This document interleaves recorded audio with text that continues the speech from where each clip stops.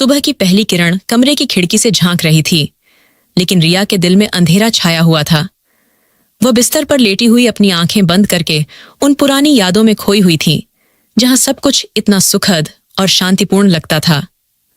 अब तो हर पल एक नई पीड़ा लेकर आता था, जैसे भाग्य ने उसके साथ छल किया हो। हे ईश्वर, मेरी जिंदगी में हमेशा ऐसी कठिनाइयां क्यों आती हैं? हर कदम पर एक नया संघर्ष क्यों?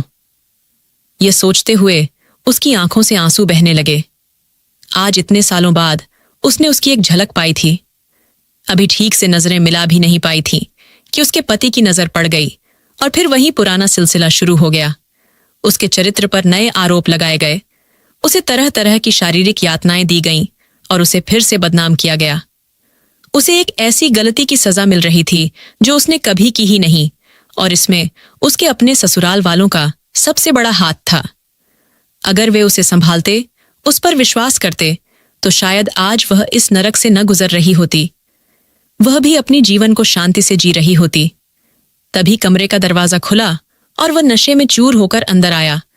उसे देखते ही रिया सहम गई और जल्दी से उठकर बैठ गई। अभी अभी तो उसने अपना गुस्सा निकाला था। वह अभी सदमे से उभरी भी नहीं थी कि उसका पति फिर आ धमका, प्रभु, आज मुझे बचा लो। वह मन ही मन ईश्वर से गुहार लगा रही थी कि शायद उसकी सुन ली जाए, लेकिन लगता था कि ऐसा कुछ नहीं होने वाला। अरे लड़की, इधर आ, मेरे जूते निकाल, रवि ने नफरत भरे स्वर में कहा। नशे में भी वह उसे तिरस्कार करना नहीं भूलता था। वह छोटे छोटे कदमों से डरते हुए उसके पास गई और उसके पैरों के पास बैठ गई। उसके हाथ भय से कांप रहे थे। रवि के होठों पर मुस्कान फैल गई। वह हंसते हुए बोला, अरे, तुम तो ऐसे मुझसे घबरा रही हो जैसे मैं तुम्हें निगल जाऊंगा। चिंता मत करो मेरी प्यारी रानी, मैं तुम्हें कुछ नहीं कहूंगा। ये कहकर वह पागलों सा ठहाका लगाकर हंसने लगा। वह सोच रही थी कि इसमें हंसने जैसी क्या बात है। शायद वह पूरी तरह होश में नहीं था। जूते निकालकर जब वह अलग हुई और किनारे से गुजरने लगी, तभी रवि ने उसका हाथ पकड़ लिया और रोकते हुए बोला, तुम यहीं मेरे पास बैठी रहो, कहीं जाने की जरूरत नहीं। उसका बोलने का ढंग और जिस तरह वह उसे खींच रहा था, दर्द से उसकी आंखों में आंसू आ गए, क्योंकि जब भी उसका पति नशे में होता तभी उसे याद करता।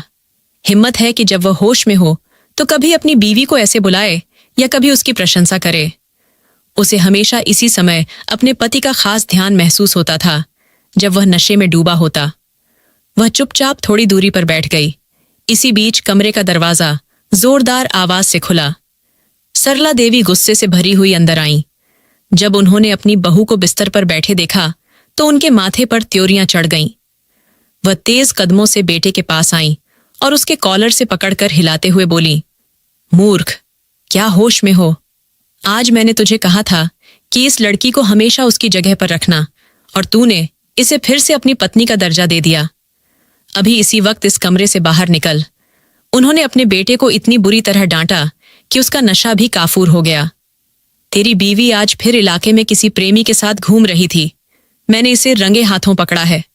बिना एक मिनट गंवाए उन्होंने अपनी बहू पर नया इल्जाम जड़ दिया, क्योंकि उनका उद्देश्य सिर्फ उसे दर्द देना और उसे पीटते देखना था। माँ जी, आप कैसी बातें कर रही हैं?